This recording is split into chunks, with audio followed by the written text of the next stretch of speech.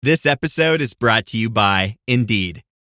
When your computer breaks, you don't wait for it to magically start working again. You fix the problem. So why wait to hire the people your company desperately needs? Use Indeed's sponsored jobs to hire top talent fast. And even better, you only pay for results. There's no need to wait. Speed up your hiring with a $75 sponsored job credit at Indeed.com/podcast. Terms and conditions apply. It's just, it's based on a fictional tale that Confunden wrote, or this gentleman wrote. His name's Eddie, I think. But he's definitely got a gem.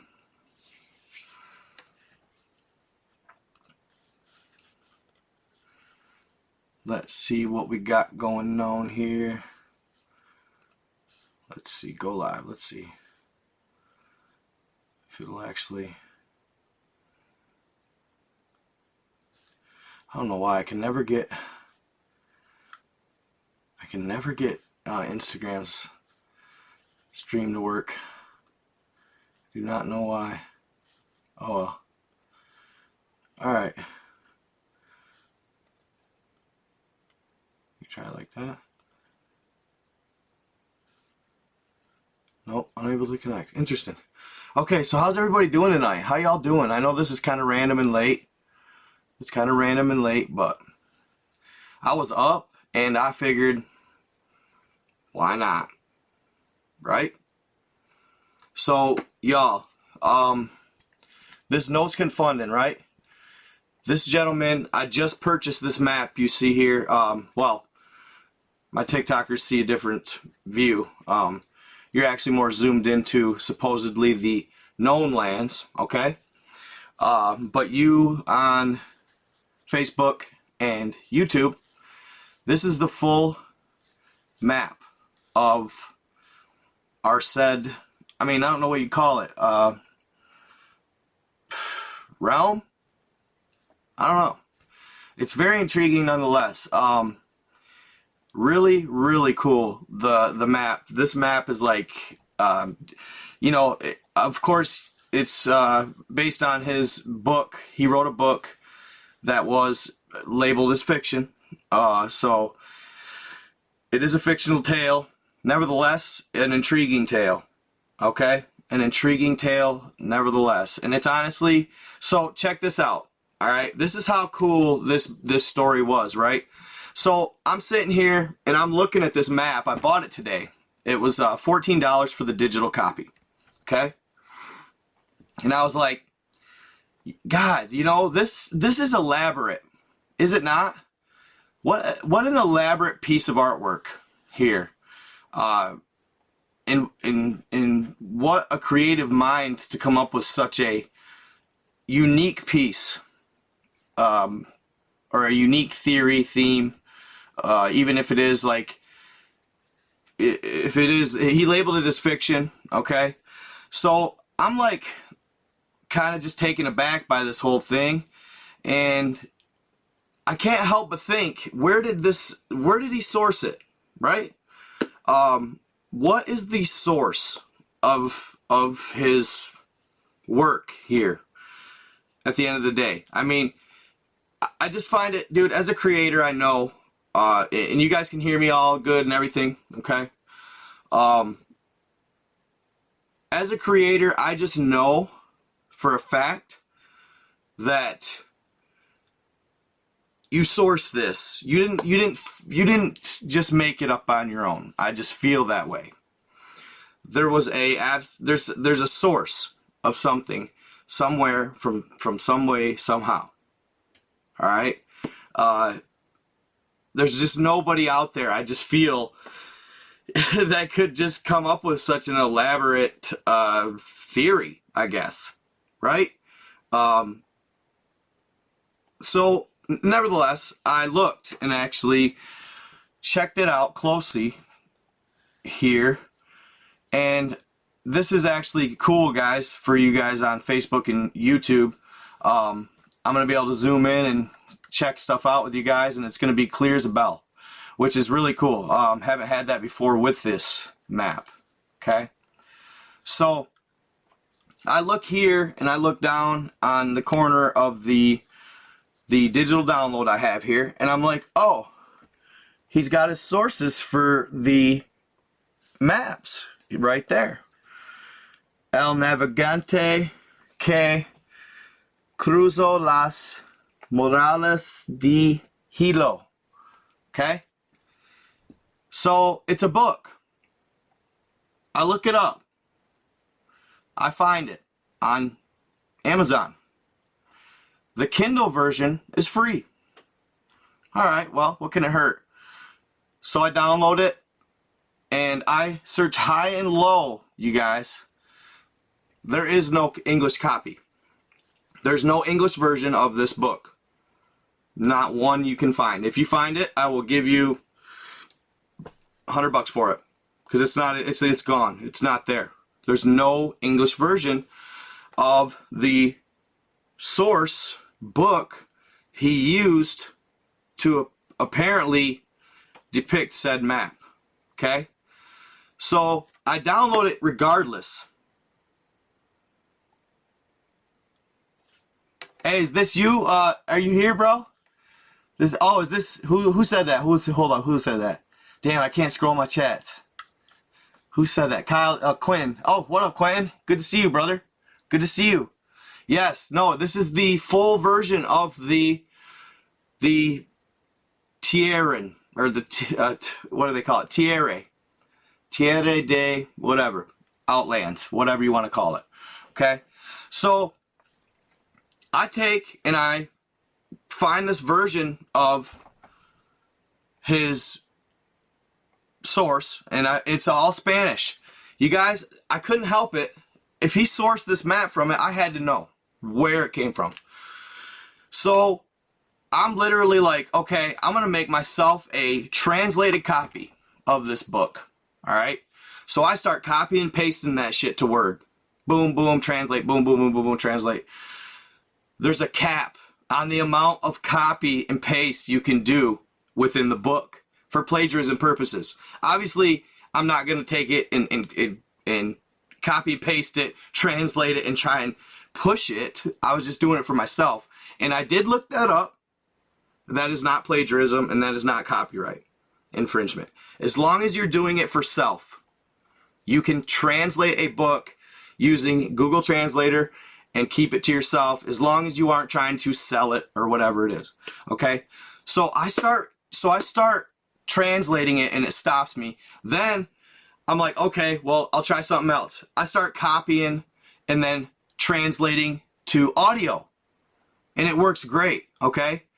The only problem is I could only do half the page, so I'd have to right-click, copy, translate, listen to the audio, then do the second half of the page because it would only translate so many words, right?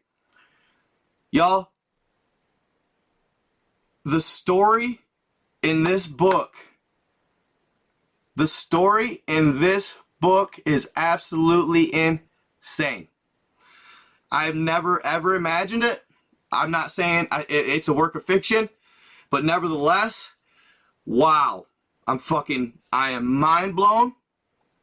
Alright? I suggest any of you guys anyone who do any research within this, do the same thing I did. Get a copy, even though it's in Spanish, and try and get it to translate yourself. Because if you don't, you're missing out. That's all I'm going to tell you right now. I am begging him. I've been talking to Nos Confunden. I've messaged him on Instagram. I've messaged him on Facebook. I've commented on his posts recent. I'm begging him to let me at least, because I think I'm not sure how his. I'm not trying to make any assumptions on his financial situation. Okay, but I am begging him to do a translated version.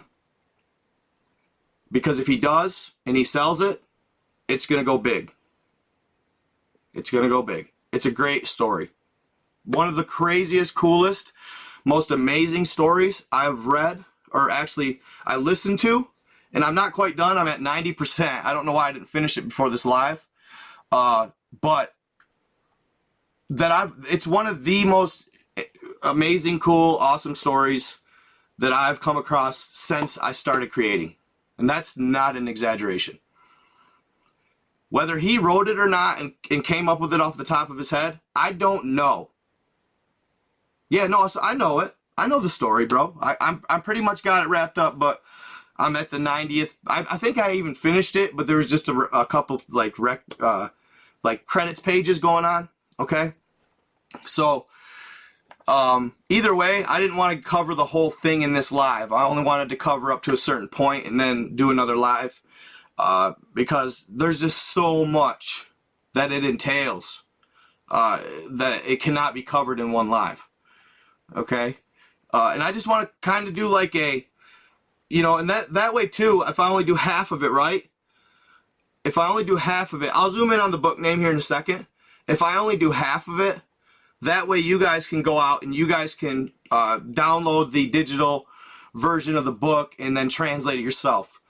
But I know that in his posts on Instagram, he's pushing to have people buy it, and it's like, bro, just translate it to English, please. If you do that, there's no telling. There's no telling, because it's just such a cool read, guys. So it's an amazing story. And here, I'll zoom in real quick. This is the name of the book, okay? The first one. There's 2 books. All right, he did 2 books. So how it works, guys, because I looked up copyright infringement and stuff like that. All right, how it works is if whether or not, and I'm not trying to take, he maybe did come up with all this information in these books. Okay, maybe he did. It's pretty good stuff if he did. I'll tell you that. He's a great author.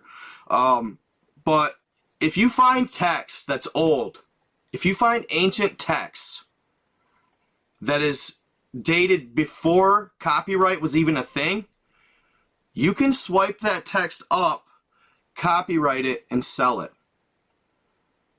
And you'll be okay. You can rewrite it and sell it. Crazy stuff. I didn't know that. I'm not saying that's what he did or nothing, but I've never been able to find a similar story, okay? So, what if I told you, so yeah, real quick, guys, El Navegante, here, I'll tell you what. It's El Navegante, okay? For those of you that are wondering, it's El Navegante que cruzó las murallas de Helio. Like helio, meaning heliocentric, meaning that we revolve around the sun. Alright? That's heliocentrism. But El Navegante que cruzó las murallas de Helio.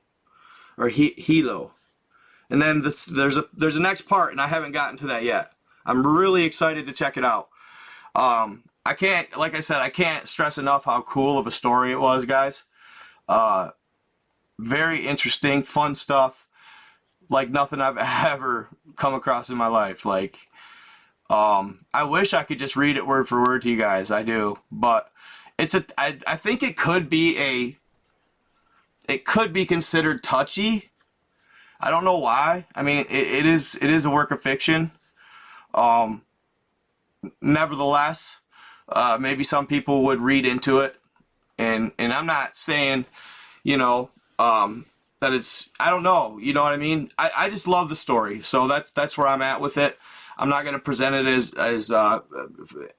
it's a work of fiction, but it's cool, bro. So, what if I told you that after the Revolutionary War, a gentleman from the Continental Army bought a boat, a nice sailboat, or a ship, like, Mayflower-esque type, old English-style ship. And he got around a crew of gentlemen that he fought in the war with, okay, and decided he wanted to go to Antarctica and see the ice lands. All right. So he gets everything around. He buys this boat. He overpays for it, but he just wants to take this trip and gets his crew around. Just days before the trip, something comes up and their captain is nowhere to be found. All right. Their captain's nowhere to be found, and it's one day before the trip. So he gathers everybody up and says, hey, we can't do it without our captain, so we're going to postpone it until he turns up. He literally just disappeared. Nobody knew where he went. Nobody had a clue what had happened to him. All right. Well, the day of the trip, I want to say it was November 14th is when they were supposed to take off. The day of the trip, the captain shows up out of the woodwork. He's got all kinds of maps and all kinds of crazy stuff that he had acquired, and basically said, well, you know, I was kind of off the radar. Just had to take a leave of absence for a second, guys. So sorry about that. But we are ready. Let's go. He had provisions. He had everything set up, and the mission was on. The trip was on. Okay. So they sail south from the east coast of the United States, because at that time it was just 13 colonies. Okay? So they sail south and they hit some ports in South America. They attest to how hot it is, and the captain kind of chuckles and says, enjoy it while you still can, more or less, because it's about to get cold, boys. So they continue further south and they hit the Antarctic continent.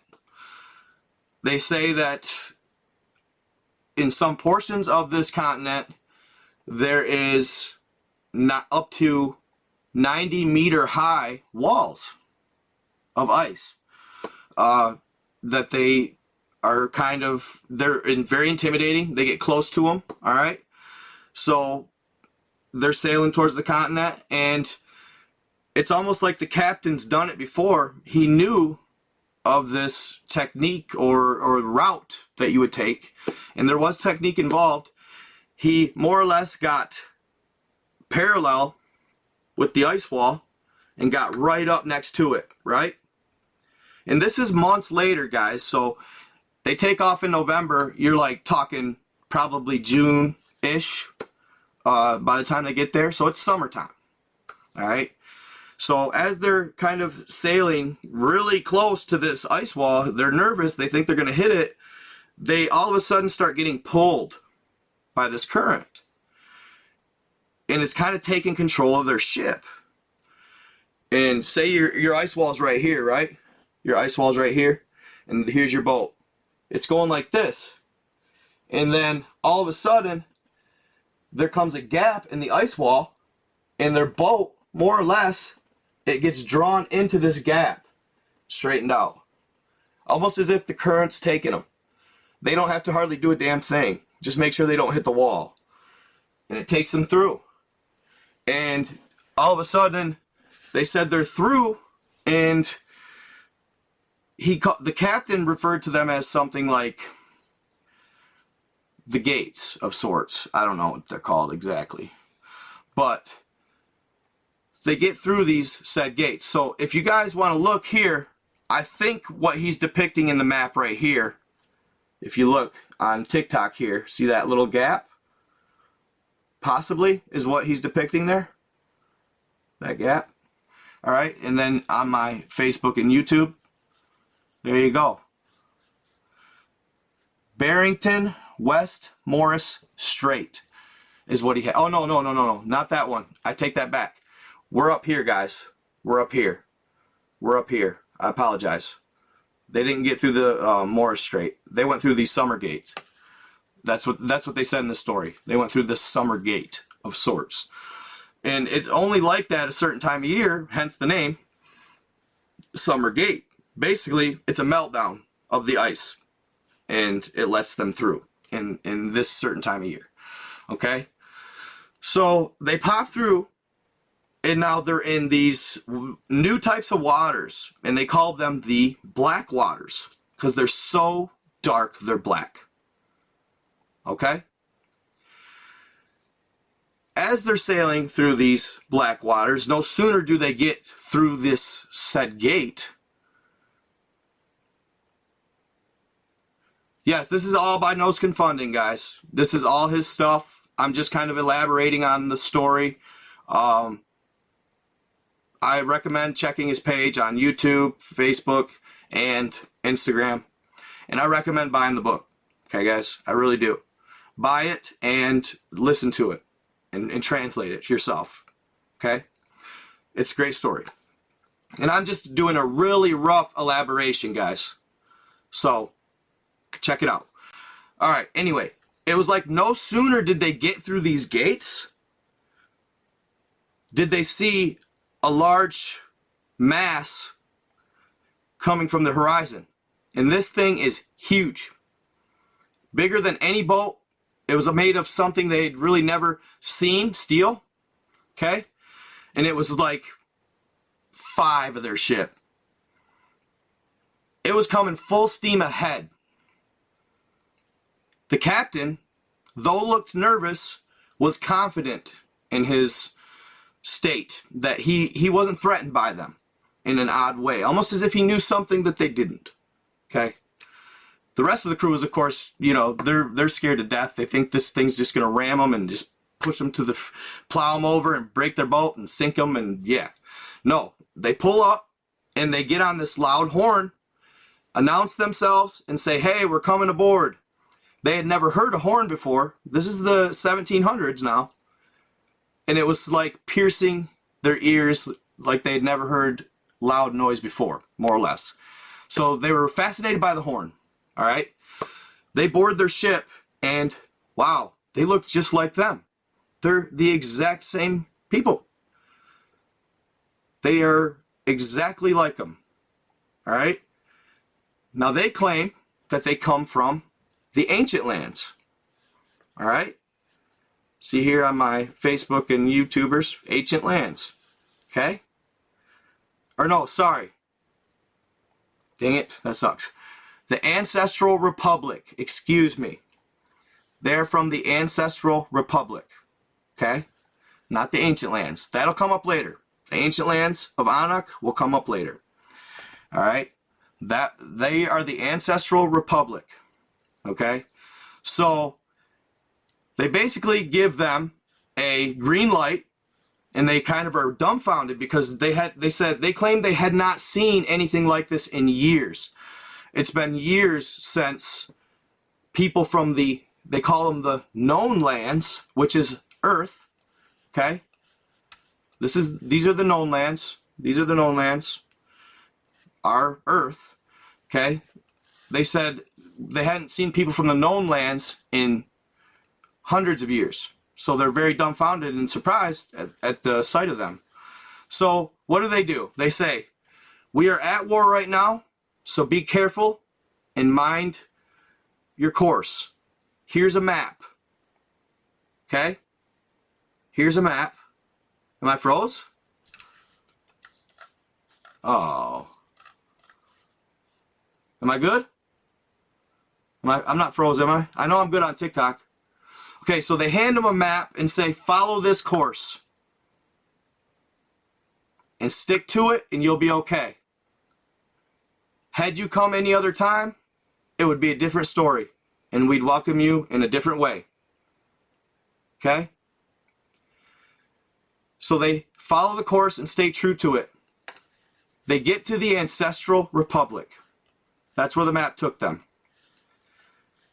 As they dock their ship, they look on the city and see structures like they have never seen before. Massive skyscraper-like structures. Lights. Beautiful, luminescent, bright lights. As they're getting off the ship, they're greeted by somebody, like a host, all right?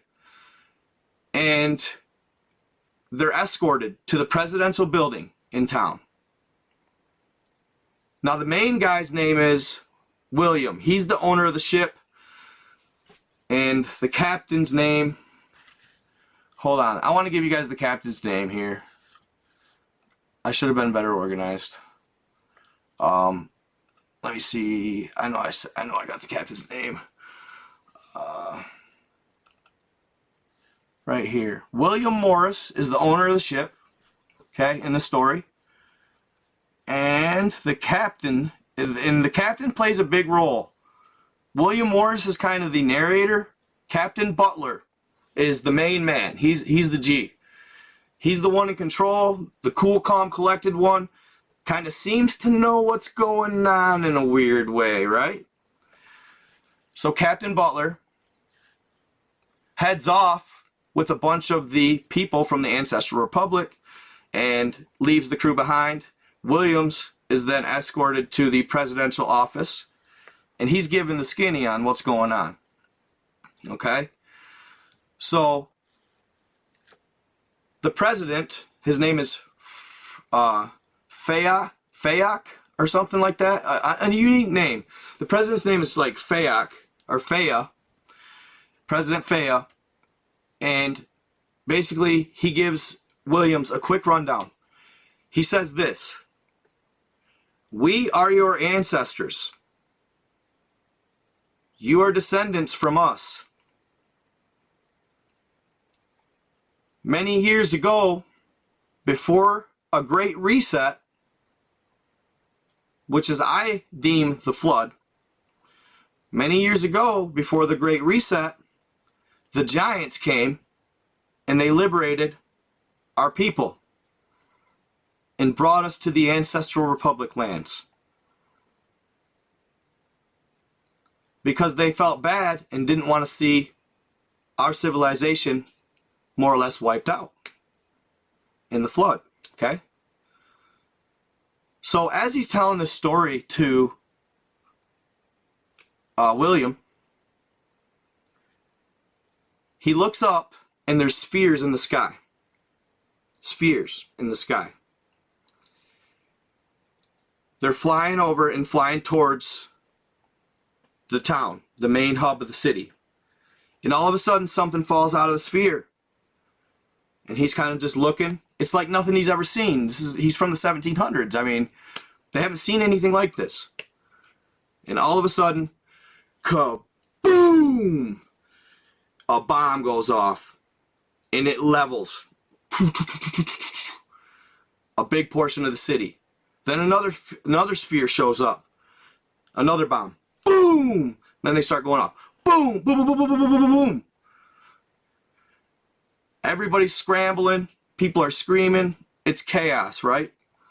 They're all pushing themselves into the presidential building because it's a secure building. It's kind of like a safe house, safe house more or less. So thousands of people are pushing towards that, and the people are falling. And he says he can remember at this time when they were seeing this turmoil, the love and care that people still had for each other. They didn't lose that and go every man for himself mode. That's key. They didn't lose their empathy and he said their composure in the situation, regardless of what was going on around them, and their need and want to help others was still intact to the fullest. And he remembers registering that in his mind, thinking, interesting. Because in my world, it'd be every man for himself. Right? So, the bombs continue to go off, and these spheres continue to fly over. Okay? Then all of a sudden, these blue triangles type shaped craft start flying over. Faster than he's ever seen anything move in his life. And these blue triangle shaped craft, they start firing on the spheres. Shooting them down. They drive the spheres out, and the triangle shaped craft more or less win. Now the triangle shaped craft are the humans, the Ancestral Republic humans, and they're blue. I don't know if you guys are big into the extraterrestrial or UFO sightings, but I've seen these craft, without a doubt. These style, anyway. I've seen them. I think. Maybe they could have been fake. I mean, whatever. But I don't believe so. I've seen these craft, more or less, I think. But so those are and it's kind of like the TR-3B. So it seems as though maybe the triangle-shaped craft are more like on our team in this story, or what's going on. But I think that we can deduce that it's very highly possible that triangle-shaped craft are inherently on our side, if you will, in this story.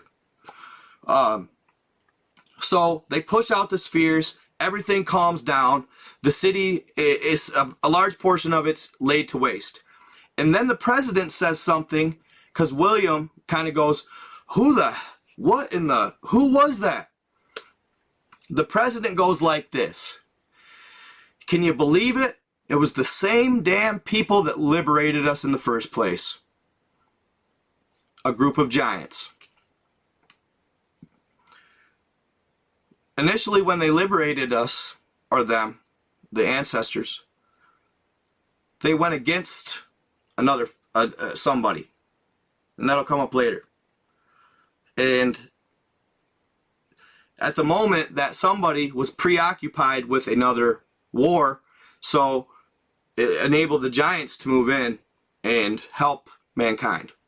For entertainment purposes only, guys, of course, this is just a story, it's fictional, but a cool story nevertheless. It's like Star Wars. I mean, essentially, just a different version. Just first time I had ever heard of it, and I did like I said, check out these books, and I'll tell you the name again, just because I think that if you guys are intrigued into me telling the story, you'll be much more intrigued grabbing the book for yourself. That is in Spanish, but you can get, it's free on Kindle. But I shouldn't tell everybody that. Buy it if you can, help the guy out. But you can translate it, highlight it, translate it, highlight it, translate it, and listen to it. It's tedious, but I promise you, once you get into the story, it won't matter. You'll keep going. I didn't stop. I couldn't. Tried to go to sleep. I hopped right back out of bed, dude. I could not. It was amazing. So anyway, apparently what happened was the giants that liberated the original ancestral republic, they got scolded and were attacked by the faction that they betrayed, essentially, and ended up going back against the humans, more or less, okay? So, of course, Williams, right? William has a bunch of questions. He's so taken aback by everything going on. The story's being told. They basically said that these ancestors have been here for probably close to 1,000 years, or well, the flood, so maybe a few thousand years. And they were much more technologically advanced, A1, and 2, some of them were 200 years old. Okay? Some of them were 200 years old. El Navegante que cruzó, CR. So L-E-L, Navegante, N-A-V-E-G-A-N-T-E, que, Q-U-E, Cruzo, C-R-U-Z-O, Las Morales de Hilo. Morales de H-I-E-L-O. Search that up and you will find it. Okay, so he's taken aback. He's got 1,000 questions, and all the while, Captain Butler seems to be somewhat intertwined with these people. Wink, wink. Even though he just fought in the Revolutionary War, was in the known lands, and a part of this crew. So he's working with the other, he's working with the natives, all right? The natives to the land, of course, the ancestral republic. And he's talking strategy with them. He tells William, get to bed, bro. You got to go take a nap. He's like, go to sleep for a while, get some rest, and we'll continue this at a later on date. There's too much going on right now. I'll explain later. Just go rest, all right? So he finds this room in the presidential building and lays down. Of course he can't sleep. I mean, come on, how could you sleep? So he can't sleep and kind of just lays there in his thoughts and tosses and turns, and it's just questions rolling through his mind like mad. To which he starts to kind of fade off, and then suddenly Captain Butler, with assertiveness, yells, "William, get out of bed. We gotta go now." All right. He gets up out of bed, springs up out of bed, and they head out of the building, and he describes it as this presidential building that once had thousands of people, now had nobody in the building, and there was his crew as he walked outside. The captain is in front of him, and he is power walking. I mean, he's more or less moving with quickness towards a destination, and Williams describes it as, the captain is so certain that his men are following suit, he never once looks back. He just gets it. All right? The men are trying to, the group of men, the crew, are trying to keep up while looking at the sights. They're like, oh my God, what is that? What is that? What is that? They're like, you know, ADD over here, like, boom, whoa, whoa, whoa. They're seeing things like they have never seen before. One thing they noted about the ancestral lands, was how quiet and peaceful, aside from the bombing, of course, but how quiet it was, how peaceful it was. Everybody in every machine, every mobile vehicle, you know, the sounds were just serene. The sounds were serene. Thank you so much. I appreciate that. Thank you so much for the donations. Any donations, welcome, guys. The sounds were serene. Like the peace and the overall tranquility. Even though it was panic mode, there was no horses and carriages making noise. Nobody shouting and hooting and hollering. All that stuff. Jorge Egun Palomero. What's up, buddy? I can't speak Spanish, but I appreciate it, bro. So they're following the captain, and all of a sudden, they're walking up to one of the triangle-shaped craft that they just watched. Thank you so much for the donation, fam. Yeah, donations welcome. I always follow my donators, too, here on TikTok, just so you know. So they're walking up, and they make it to this triangle-shaped craft that they just saw in the sky. And the crew, of course, is like, oh my God, this is insane. Are we really about to get on this thing? They kind of scold Butler, the guys waiting at the entrance to the craft. They kind of scold Butler, 1 more minute and we were going to leave your ass, more or less. Yeah, he hops on the ship. Then the rest of the crew hops on the ship, and the hatch closes, and they get ready, and it just floats up. And it's a hum. It's more like a hum. You know, it floats up, and the ancestral lands native looked at each other, and Butler kind of looked at each other and chuckled and said, okay, let's see how they do, more or less. They'll get acclimated, but it might take a second. Meaning the crew who have never been on the ship before.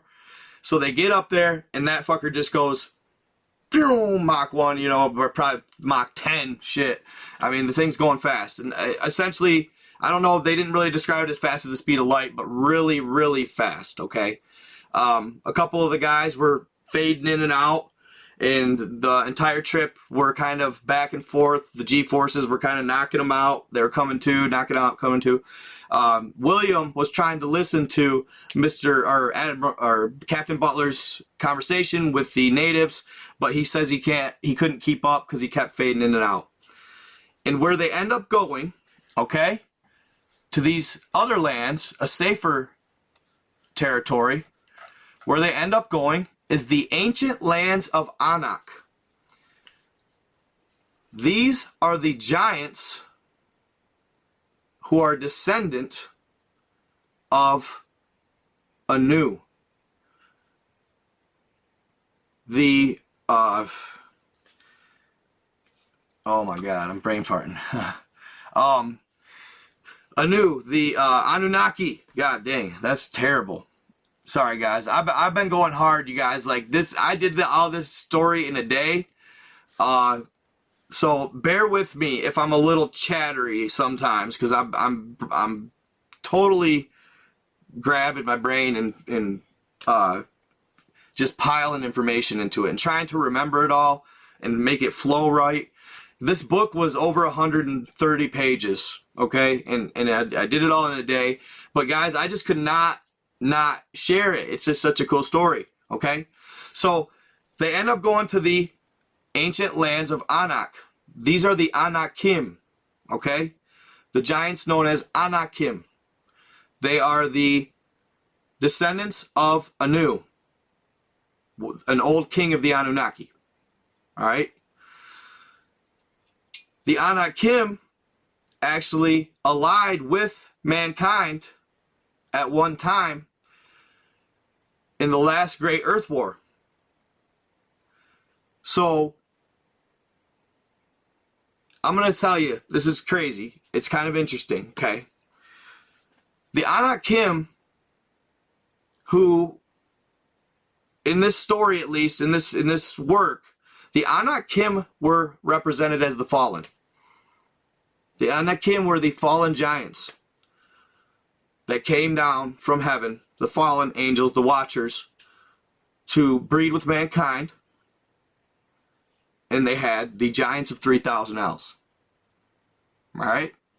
Gang, gang, gang. Okay. So the Anakim, why they did this, alright, is because at the time, it was the Anunnaki, and they referred to the other faction in this book as the custodians, or the custodios. The custodios are a very powerful faction in this story, and they are in more or less, them and the Anunnaki ally to achieve certain goals in the galaxy.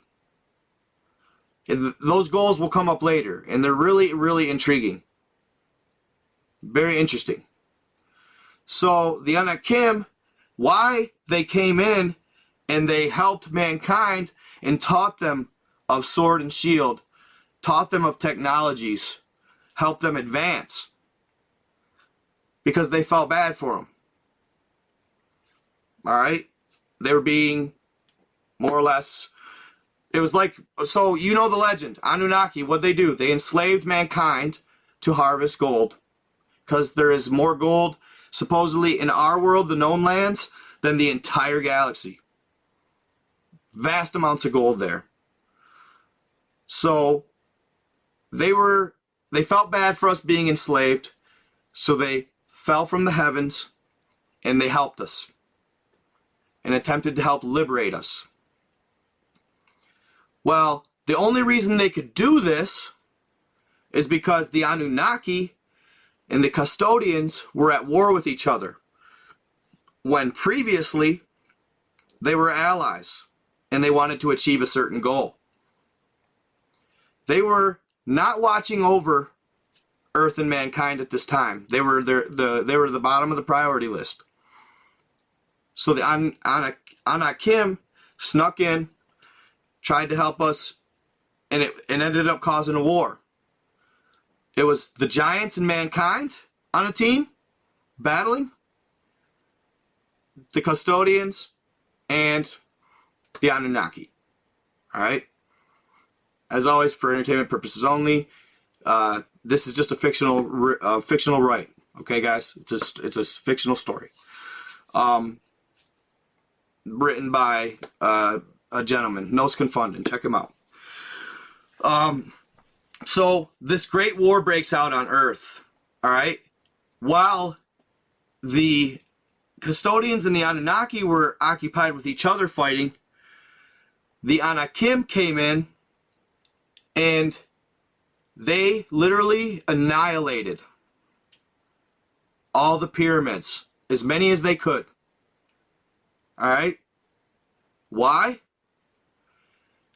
They said that the pyramids were actually used to, in a way, they could be triggered and cause, say, catastrophic events in this book. They could be triggered to control the narrative of mankind. All right? The pyramids were built by ancient factions of the dark side, essentially. And you guys remember when Buzz Aldrin went to Antarctica and saw the pyramid? He's like, that thing's evil. I'm not saying all of them are evil either. I don't know for sure. But in this story, it made it sound like it. So basically, they were trying to wipe out all the pyramids. And when the Custodians and the Anunnakis war was over, they made a treaty and a peace treaty, and they allied again. They came back and they tried to activate the pyramids, but they were all wrecked, so they didn't do anything. So the way they described it as resets. All right. They described it as resets, basically. When reaching a certain population or something like that. Okay, a great reset would take place. All right. So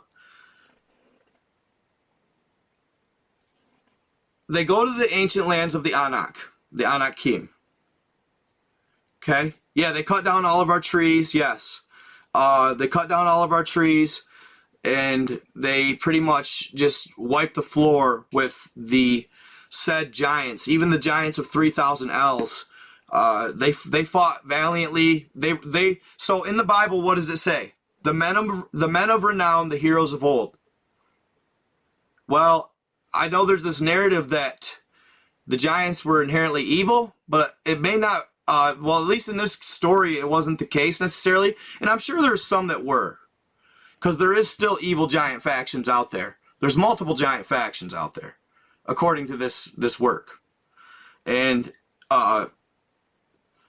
basically there was more of an alliance with the giants than perceived. Essentially, that's what they're saying in this story. Which intrigued me. It intrigued me nonetheless. So, the Anunnaki plus the Custodians. So here's my interpretation, you guys, of maybe what these Custodians could possibly be in the story. Just it doesn't take a rocket scientist to question maybe what they could be. Possibly the ancient Draconian race, possibly, is my kind of guess. Possibly. The Anunnaki are also they're giants as well. But the Anunnaki are said to want the gold. They wanted all the gold because they want to liberate their land. Now check it out. Check out the Anunnaki lands. Check them out on this map. Here's Nibiru. Look at how dark Nibiru is. Look at all the lava. The lands are dead. They're essentially dead. And it looks like hot lava, hotness. Not anywhere I want to be. And maybe here's Planet X. Interesting. Planet X is different from Nibiru in this. All right. I had sometimes thought they were one and the same. But yeah, so that's why the Anunnaki wanted access to Earth. They wanted the gold. So in this story, right, guys? In this story, another intriguing thing, okay? In this story, they claim, and they talk about this dome, all right? The alleged dome, okay? There's one around each of these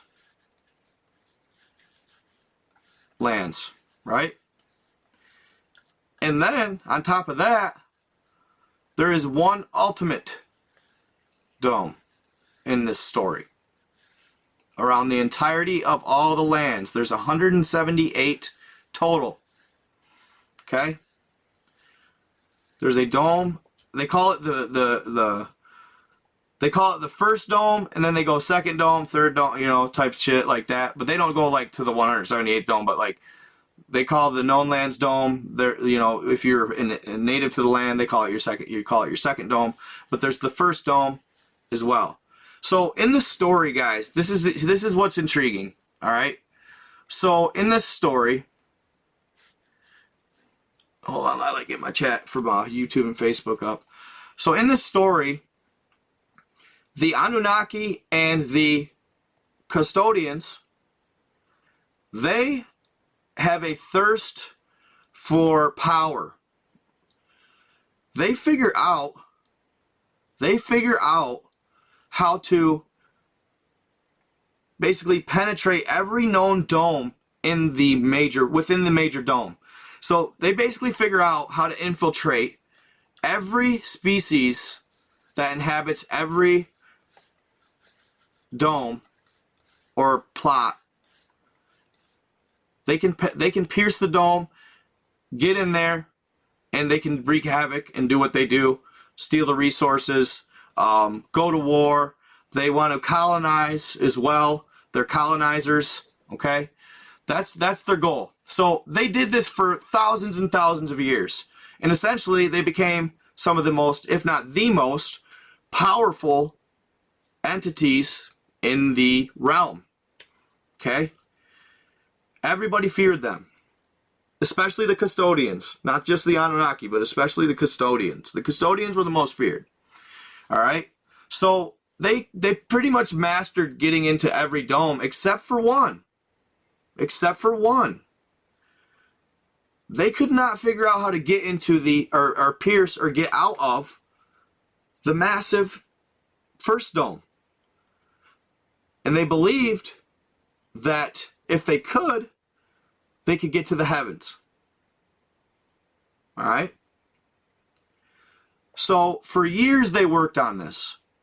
And keep in mind that the custodians are lower vibrational beings as far as spirituality goes. Spirituality is key throughout the realm. I'm going to say it again. Spirituality and one with source is key throughout the realm. The Draconians are the custodians and the Anunnaki. That is their weakness. They are very, very little, if not at all, spiritual entities.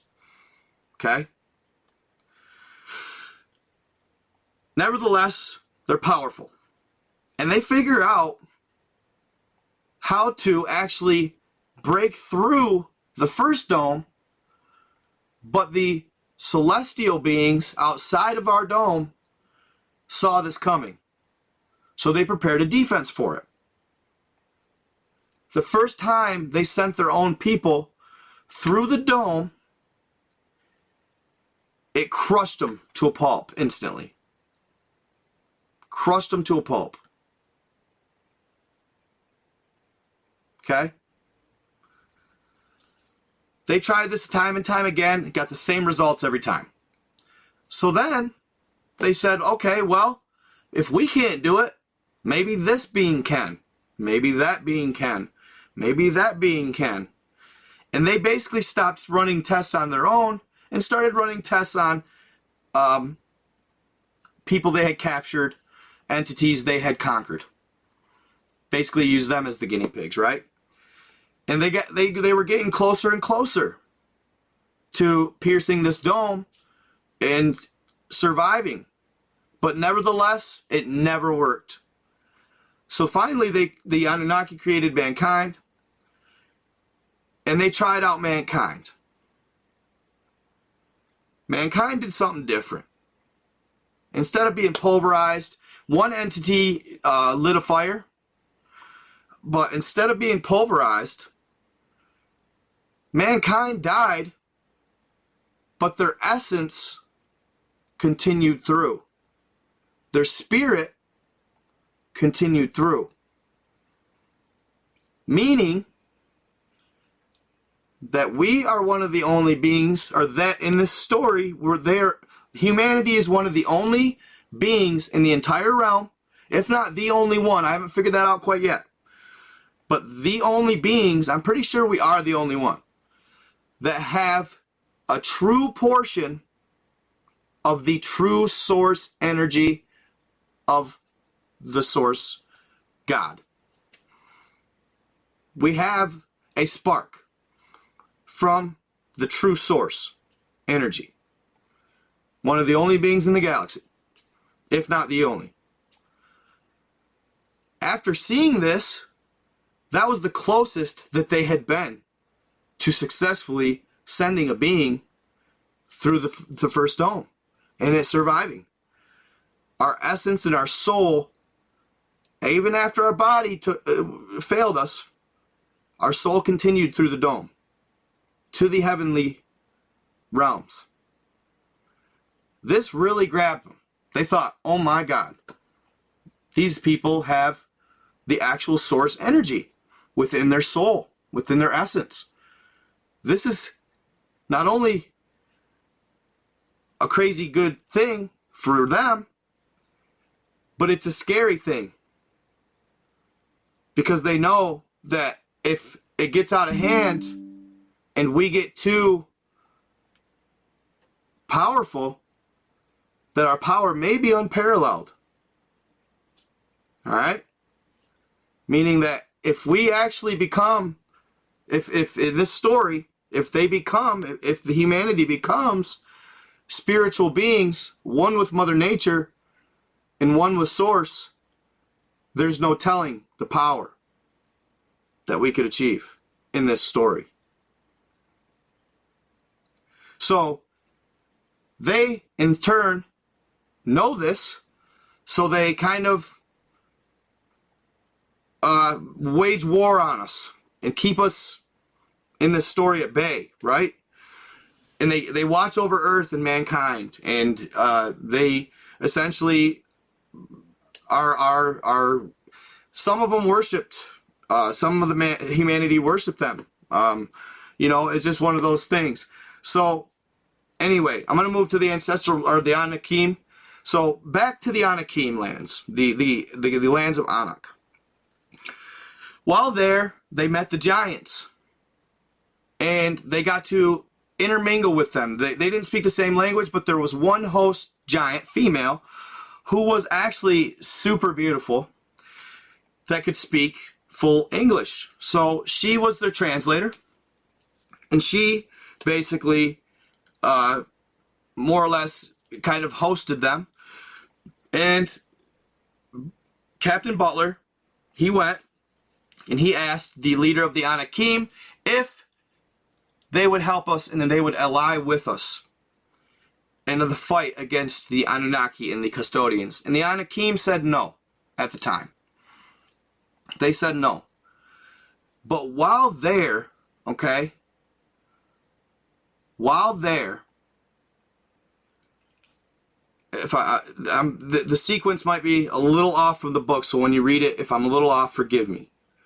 But while there, they told them of a little more of their heritage and the relationship they had with the Anakim, and said, you need to go to the Thoth Islands. Now, the Thoth Islands are the moving islands that never stop moving. They float. They're the floating islands, and they never stop moving. When they get to the Thoth Islands, they needed to seek out this being known as the Shen-Ki, if I want to say this correctly, the Shen-Ki, and he will give you a book. And in this book, it'll tell of your heritage and the history of your people and humanity. So they get the book, and they basically dive in and delve in and find out all this amazing information. All right? They meet and talk about other entities, the Pleiadians. The Pleiadians were actually almost pushed to near extinction by the custodians. But they made it. There was a few that lived, and they made it. And they ended up basically reviving themselves, resurging, and actually becoming one of the most technologically advanced and one of the most powerful groups or clans in the entire realm. The Pleiadians. Alright? The Pleiades, which is the Big Dipper, essentially. Alright?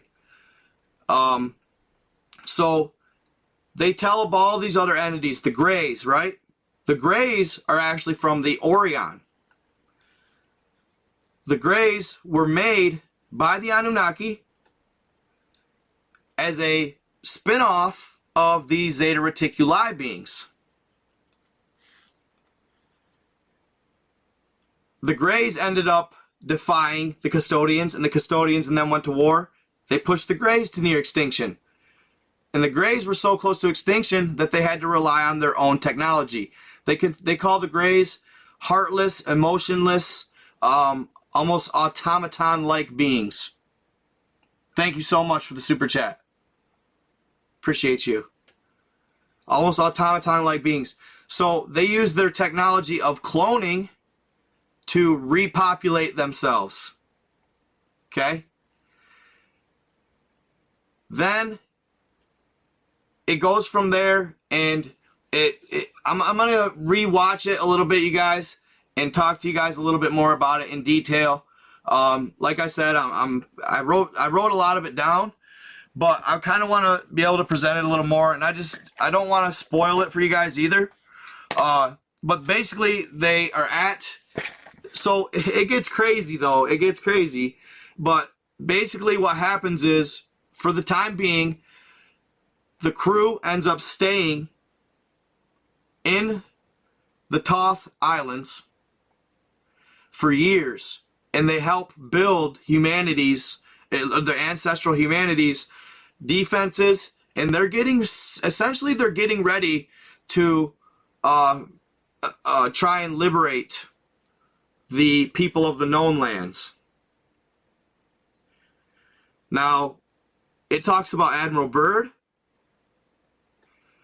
It talks about how they attacked Admiral Byrd in this book, and a number of other events that take place. I don't want to get too crazy, but it's very intriguing nonetheless, as far as fictional work goes. But dude, check it out and see what you guys think. Definitely check it out. So I was thinking the other day though, guys, just on a kind of like off the book topic, you know, kind of just thinking to myself, you know, we look up at night. We look up at night, and what do we see? We see stars, right? We see stars. And essentially they're always in the same, more or less the same position. They could be in a different portion of the sky, etc., based on what time of year it is and stuff like that. But I had this weird thought. What if the stars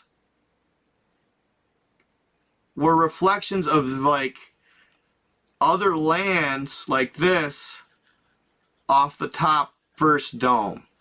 I don't know. I just thought it was a cool thought. And it's like, obviously it's outlandish and like crazy to think about. But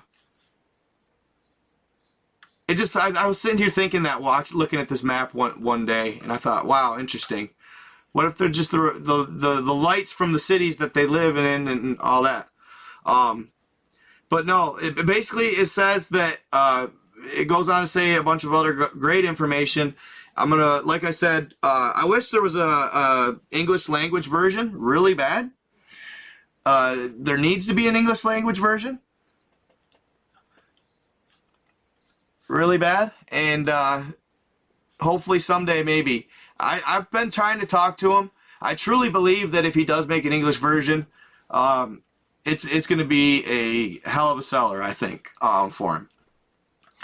But no, what's cool is, you guys, and I'm just like overwhelmed with it, and I like I said, I've been working really hard on my platform lately, and I kind of just crammed this in unexpectedly, just because I was watching a video on TikTok of this map, and I thought, man, what is the source, bro?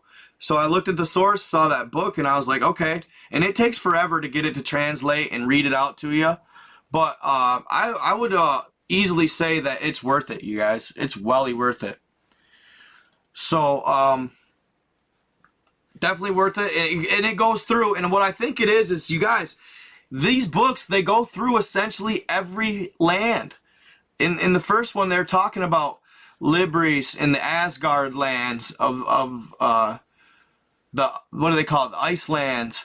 There's Atlantis and Lemuria, the Ocean of Mu. I mean, nevertheless, you know, whatever it may be, this is amazing, you guys. This is really intriguing, really cool. Like Lands of the Angels, Lands of Uriel, right? I mean, come on, man. Pegasus, Cassiopeia, like, come on, Mercury. This stuff is really cool. They say that basically all kinds of different types of beings exist that we can't even fathom in our brains at the moment. We don't understand it at all, the level at which it goes. But they did say this. So the one thing they said was that I found to be crazy was that the mankind who works with the custodians and the Anunnaki, they actually let them live, and they set them up with a place outside of the known lands. They were on Mars at one time, but that's no longer the case. But now it's said that they put them, the people that cooperate with them in the story, they put them on Osiris Islands. Osiris, Isis, and Anubis Islands. Osiris Islands. Which is like right next door. Boom. You know? So, it's said that that's where they send the people who work against their own people. And in the story, they also say how the Ancestral Republic is in fear that when they do try to help the people of the known lands, they're in fear that they'll fight against them for the bad factions, not knowingly. Because if they're trying to help us and we attack them, the chances of them being able to help us are really low. So if we help them, you know, then it's one of those things. You know what I mean? We just got to be able to tell good from bad. I'd say like in this story anyway, they got to be able to tell good from bad, and know that the triangle crafts are the good ones. But yeah, no, they talk about Admiral Byrd in the story.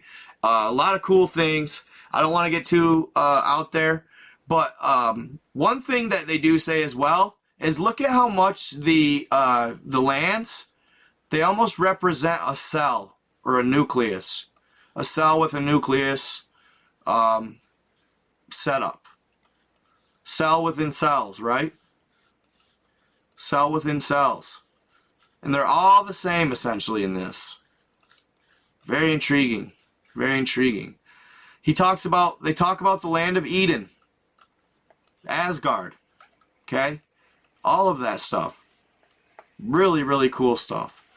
The Mermaids' lands, the Island of Death they talk about. The Mermaids' lands, Atlas and the Pleiades. The Pleiades are actually pretty powerful. Alcyone, Electra. I mean, dude, Tiaris de Gilgamesh, right? Wow. Cool.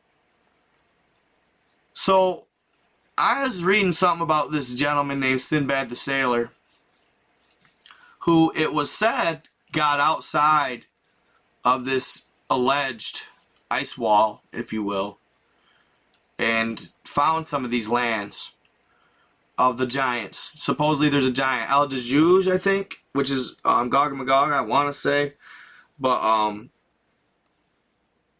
that is expected to eventually attack mankind, and then the coming of Christ will happen and he'll stomp him out, but he'll wreak havoc on earth for 40 days and 40 nights, which is crazy.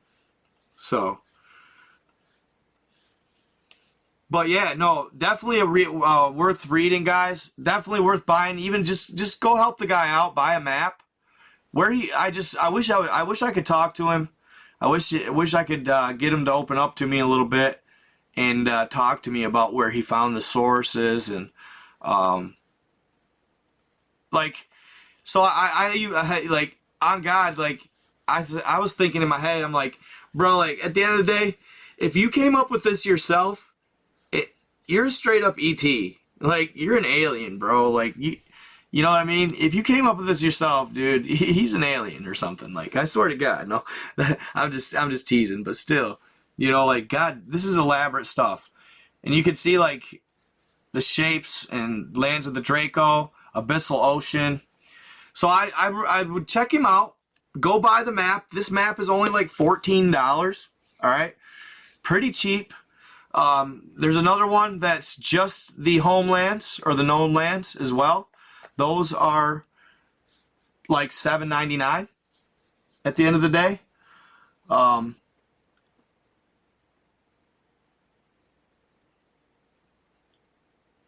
we look at things. No, I don't. I'm not ignoring Facebook. What do you mean? Good night, Lori. How's Yoda doing, bro? I was going to send you this, dude. I've been working on copying a translated copy, at least on my Word document, and then I'd read it so I could read it myself. Sorry, I don't mean to ignore Facebook. I love my Facebook, too. I do. I love my Facebook, too. TikTok's got 740 over here. TikTok is popping. Probably because I'm one of the only ones on this late. But yeah, no. Lots of crazy stuff. Lots of cool stories. I just I want to re-watch it, or at least kind of re-study it so I can give you guys a little more accurate information. And I just want to be careful too.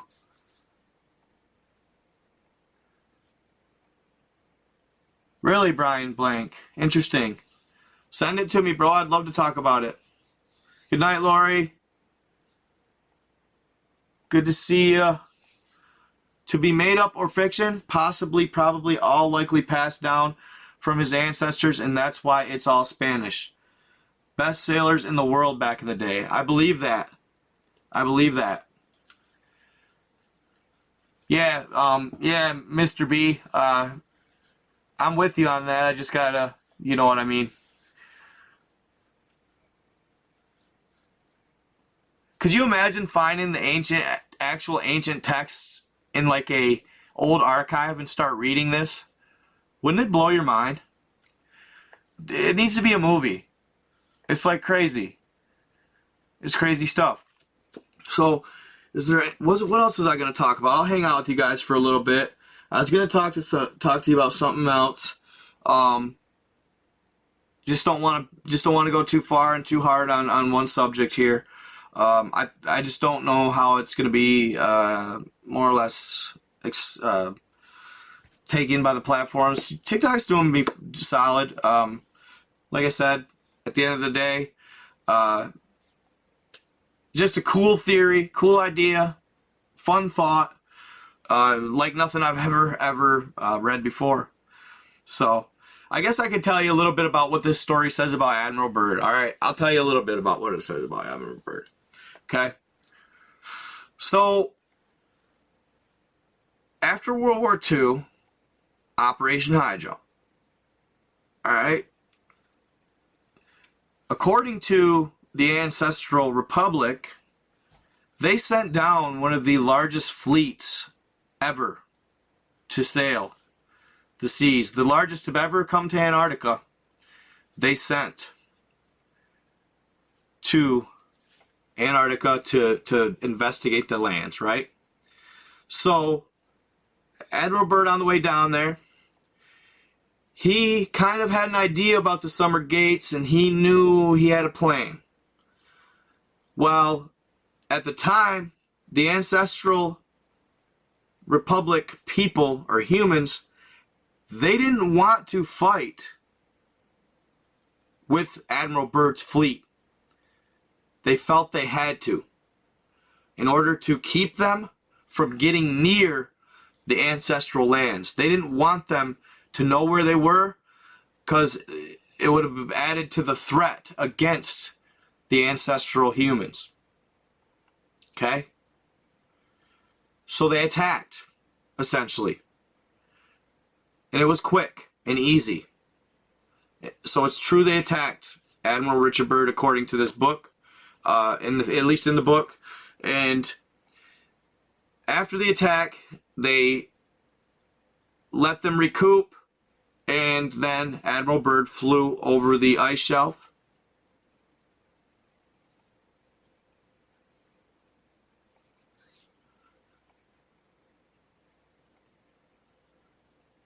Flew over the ice shelf, and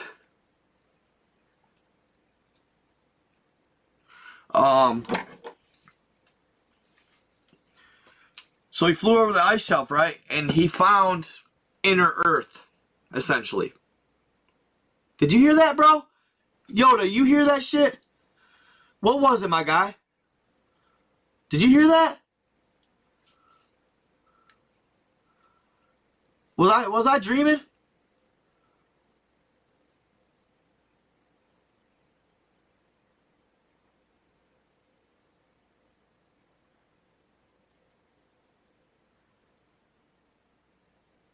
What are you talking about, screen name? What was it? Oh, it was animal sound? Okay, it's probably my cat then. Okay, good. Okay, good. Okay, good. You didn't hear no whisper.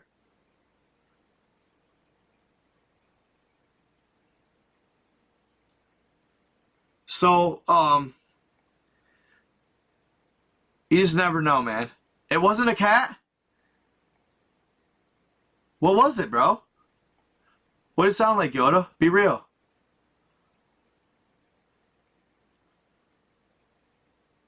Like a groaning noise? Yoda don't lie to me, bro. It ain't nothing about being up. Yoda don't lie to me. He ain't playing. He ain't playing. So, bells to you? Bells? Interesting. Some chick whispered, yes, please. That's funny. So, bro, that's trippy, bro. Dude, I don't play, though. Dude, the only thing I need, though, guys, I need a legit samurai, copper samurai sword, bro. Supposedly some of these entities, they can't be killed by guns. Which is weird. Scary, isn't it? So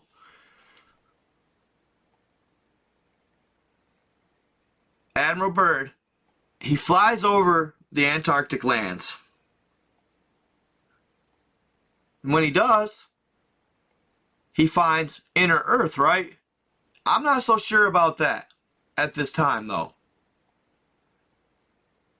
I know, I wish I could. Dude, lightsaber would be epic. Lightsaber would be epic. No, bro. Baked out of his mind. Googled a random thing. You're funny, bro. No, I've known about these maps for a minute.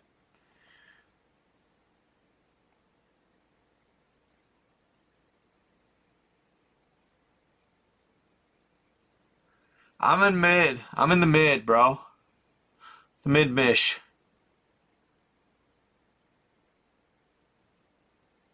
Once in a while, bro, like... And what's weird, I have an acre, right? I have an acre. And I'm at the very back of it. And behind me is just a wide open field.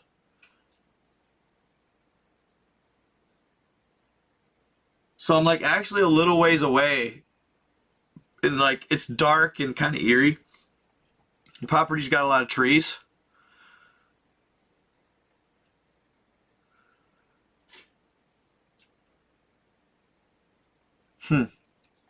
So yeah, anyway. No, not the Giants, bro. It wouldn't be the Giants, bro. Nah, it wouldn't be the Giants. I don't know. Nobody's after me, bro. I've heard some weird things once in a while, though. You never know. Dude, yeah, I thought about putting cameras up around me. So, anyhow. Yo, after reading the Land by the Lake story, y'all, read the Land by the Lake story. That shit's scary. That's just real. It's real. I feel like it is.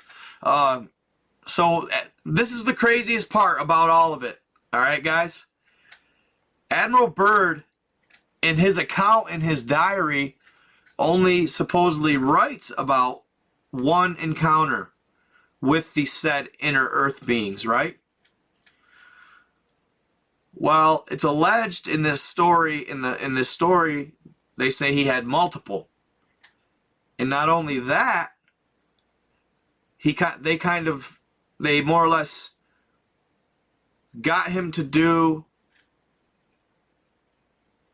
like a double agent recon for him.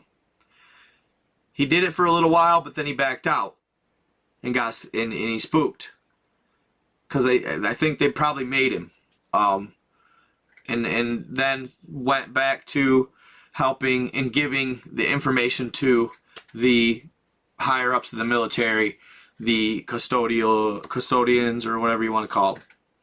Okay, so and we all know eventually he had a heart attack, and all that good, or not good stuff, but yeah, that's what ended up happening to him. So Admiral Byrd was actually on the side of these beings, essentially, in this story, before going back to the United States.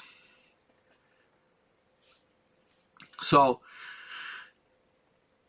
Operation High Jump, it had more going on than meets the eye, right? Yeah, no, guys, Nos Confunden, right here. Here he is, right here. This is on my screen. And you guys right here behind me. It's NOS Confunden, C-O-N Funden. Easy stuff. Whoa, bro. I just saw this stuff. The Dyatlov portal. The Dyatlov portal. That's interesting. Really interesting. I've never ever heard that. The Dyatlov portal. Wow. Interesting. This is a really cool setup, guys. This is a neat map. It's really cool. It's very intriguing, nevertheless. So you see the abyssal ocean right here? The abyssal ocean? Look at how much bluer it is than, say, our oceans. Essentially what that means to me is they're deeper. Hence the name abyssal ocean, right? So what if once in a while creatures, like large creatures from the abyssal ocean, they come into the known lands to feed, hibernate, breed, etc.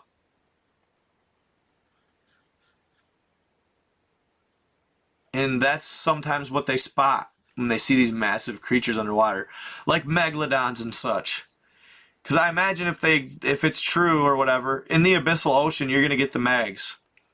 And guys, I'm talking mags. They're big. They're a lot bigger than we even understand. There's Mercury.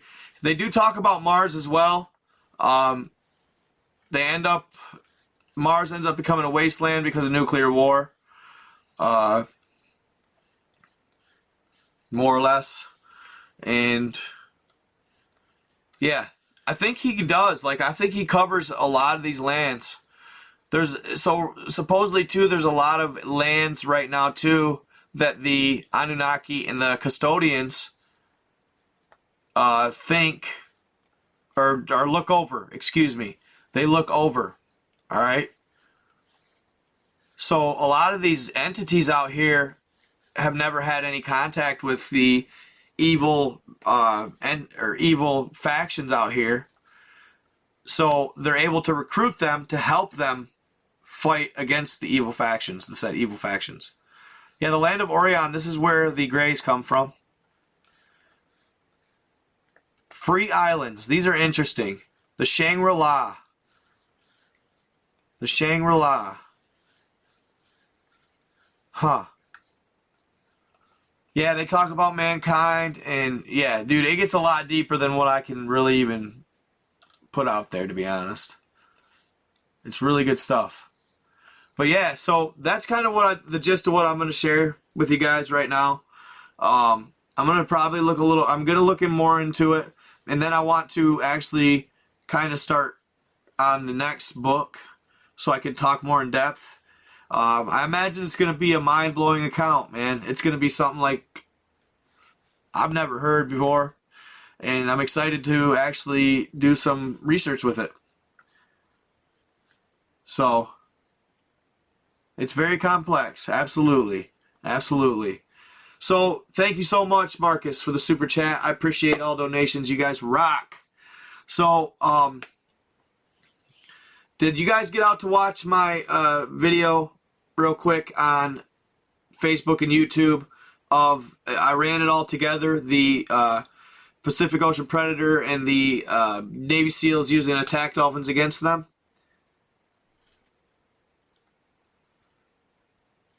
If you guys haven't checked it out, go check it out. It's awesome. Huh. Yeah, go check it out. I think you guys will like that story. I was going to kind of talk a little bit about something like this. I was going to kind of maybe try and tell the story in a way. I feel like it'd make for good content anyway. I feel like it'd make for good content if I kind of, organized it a little better and didn't try to just freelance everything off the top of my head. So, yeah. It's crazy, guys, though. I really recommend it. Truly, it just gave me a whole nother perspective, really, and it was really amazingly interesting perspective. It can be somewhat scary, so don't, just it's. I'm pretty sure he more or less presents it as fiction. Yes, Lily, yes. It's a fine line, guys, so when I say stuff, just understand where I'm at, But yeah, so just very cool stories, worth a read for sure. The big-ass creature those fishermen caught swimming by those icebergs. When? I know there's a lot going on right now. Giants are attacking more often. The evil faction of giants. It's wild stuff. There's a lot more. The veil's thinning. You guys, and have you guys? So okay, let's talk about Project Looking Glass. Have you guys heard of that? Project Looking Glass. That was really interesting, to say the least. Project Looking Glass.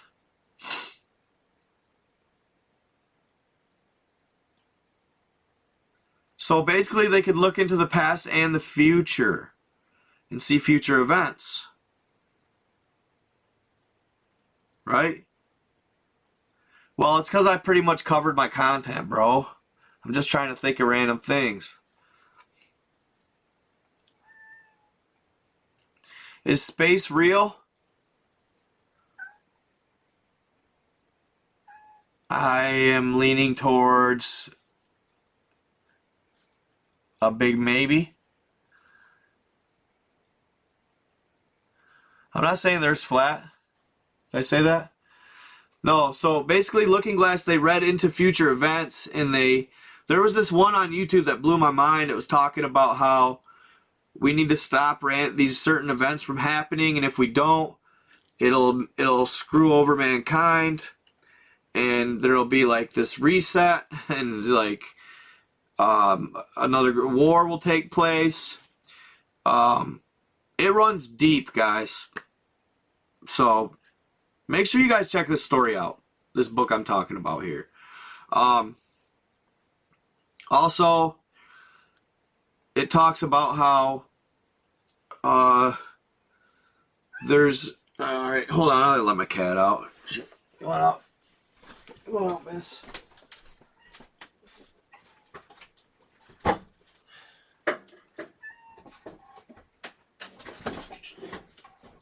Get out of there. Get.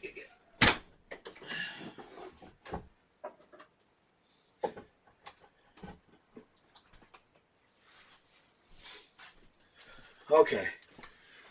So, it's saying if we don't prevent these events, then the vibrational shift won't take place, right? So, guys, the only thing I could really say to guide you in this whole thing, I used to kind of think, so ever since, like when I started this journey, I thought that the evil was in fact more prominent in society than, say, the good was, okay? I thought the evil was winning when I first started TikToking, okay? But I found out different. I think that we have a lot more promise than meets the eye. But in order to get to this level of,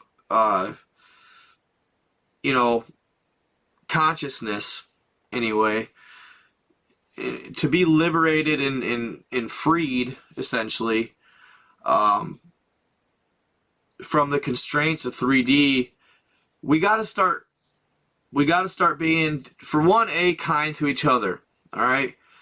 And just increase your spirituality. It doesn't mean you got to be it doesn't mean you got to be reading a Bible and just going to church every Sunday. That's not what they mean by increased spirituality. Increase your spirituality in the sense of just simply meditate and relax in yourself, within your being, within who you are at times. Separate yourself from distractions and negativity, regardless of what's on the mass media, okay? What's on the news or what's going on TV.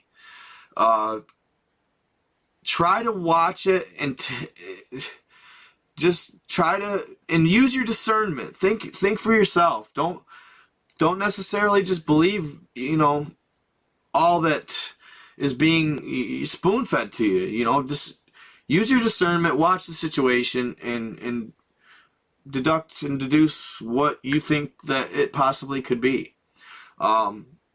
This looking glass really freaked me out a little bit. It was gnarly. The stuff they were saying was just gnarly. And just be smart, be savvy.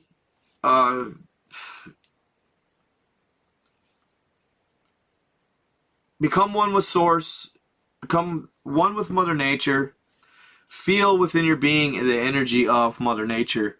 And don't forget about each other. Okay? Use each other and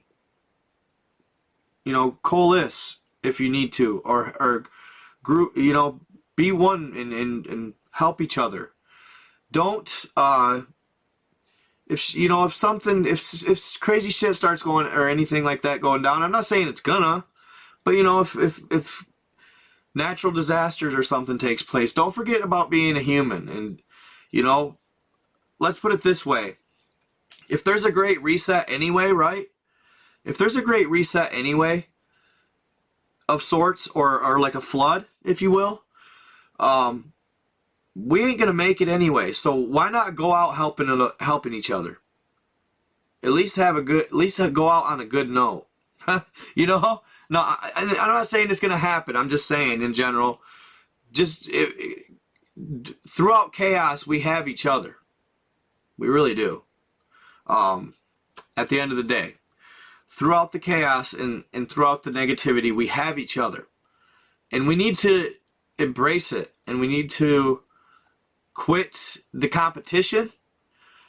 Quit letting money rule. Oh, this is a really good... I do want to send this message that I got from the book real quick. Okay? One thing they said about the ancestral beings. Okay?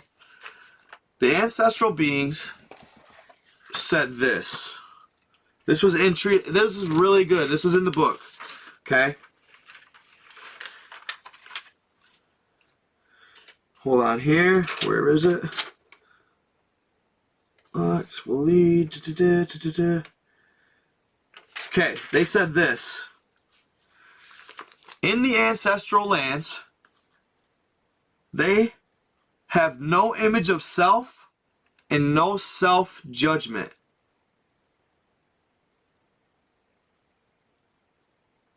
The mind, because they don't do this because the mind could begin convincing one to live in the eyes of a third party and of third party subjugation or subjection.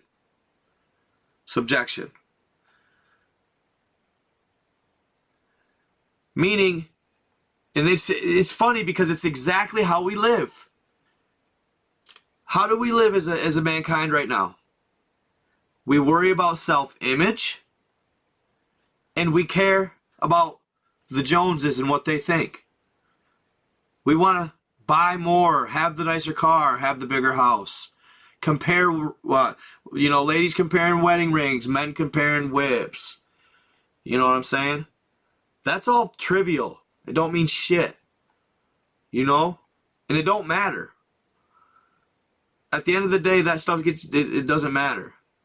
You know, they say that in the lands of the ancestrals, the peace and serenity is like nothing that they've ever seen here. It's quiet. Everybody's happy. Everybody's taken care of. There's no conflict whatsoever. Everybody's on an equal plane. Even the politicians, they don't get big paychecks. They don't get higher living than the regular people. There's supposedly no work. There's no jobs. Everybody partakes in society. Okay? It's all love and light. No murders ever. No prisons. Complete and utter peace they've created in the ancestral lands, apparently. So, how they do this is they start teaching first at a young age spirituality. Okay? First at a young age spirituality. Then after that, they teach to know each other.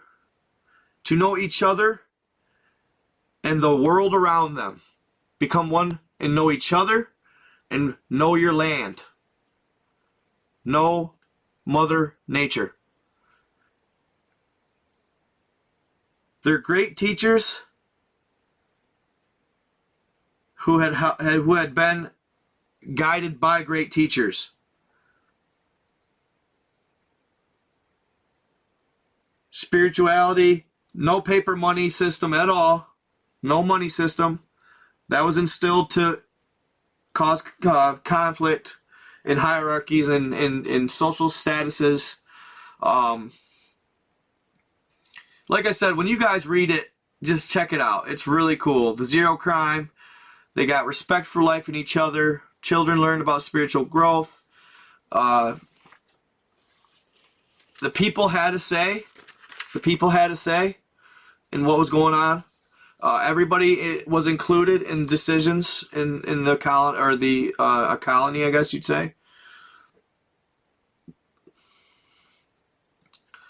Supposedly in this story, humans were the only race that haven't been released after multiple catastrophic events. Ancestral humans and Anakim. That's the weakness of the custodians, little to no spiritual development. So, yeah, it goes on to say a bunch of other cool shit, guys. So, check it out. But, yeah, it's been a fun live. I really appreciate it, guys. I would keep going, but I think it's just time to call her a night. I'm kind of dragging it out. So it's been fun, guys. It's been awesome. I'm going to, like I said, get into this a little bit more and maybe come back and do another live on it, or actually do a video on it. So thank you, Witch of White Light. I appreciate you. Good night. I appreciate you guys. TikTok, it's been awesome. You guys killed it tonight. Got up to like 1.9, 1,900 people. That's awesome. That's a great live right there, fam. I appreciate you guys. So, yeah, we will rock, and thank you for everything. So the book is called here. I think I can comment it. I thought I could.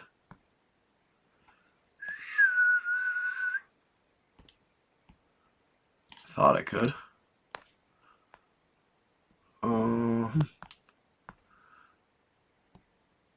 No?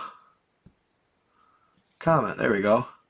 It's, holy crap, it's long. Hold on. L.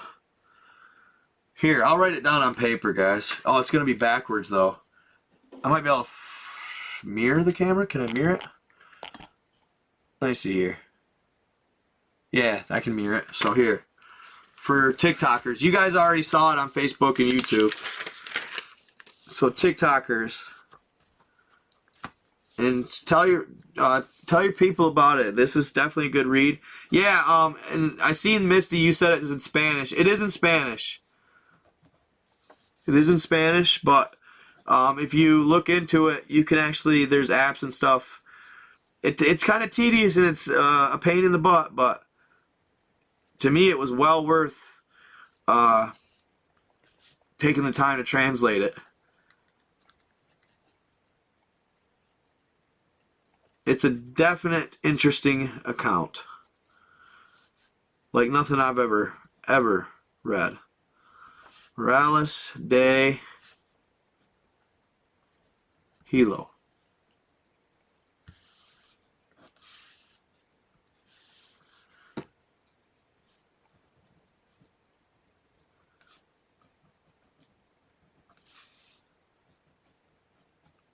All right. So I'm going to mirror it. Hold on.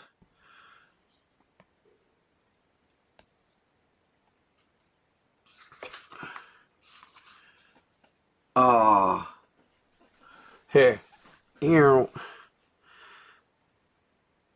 Take a screenshot, guys. Cruzo. Hold on. Maybe try it the other way. I don't know if that reads any better. Maybe it does for you guys. I don't know. Okay, Cruzo. Las Morales de Helio. I'll do it both ways. Yeah, take a screenshot, guys. Take a screenshot. Bam. Cruzo Las Morales de Helio. There you go. Been fun, guys. Thanks, TikTok, for showing out. That's really cool. Been an awesome live with you guys. And as always, with my YouTubers and my Facebookers, you guys are always consistent and OG. So, appreciate y'all. And guys, definitely check this book out, alright? I am out. Love you guys. Stay with the light. Be kind to others. Rock out on life. Alright. And peace out, guys.